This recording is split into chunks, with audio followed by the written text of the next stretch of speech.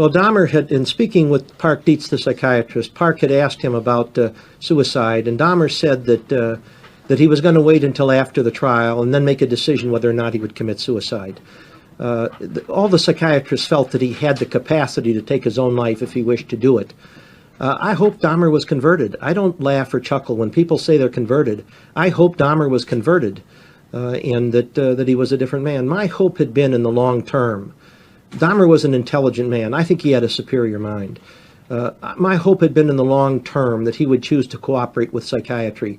This paraphilia is a very serious problem.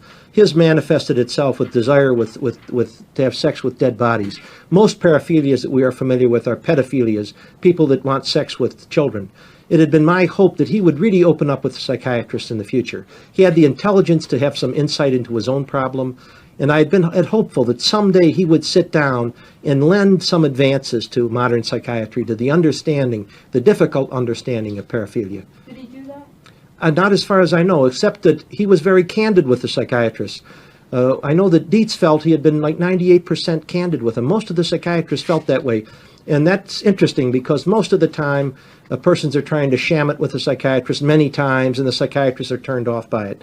As you know, Dietz interviewed him for 18 hours on tapes. I would hope that someday those tapes will become available. To this point, I fought against that because I felt there would ever be a retrial. It would be improvident to do that. Now that he is dead, I think that those should be made available to students of psychiatry. They're incredible tapes. I don't know there's anything quite like it in the history of forensics psychiatry in the United States. 18 hours on tapes. This man detailing in somewhat esoteric detail how he killed these individuals and what was going on in his mind and so on.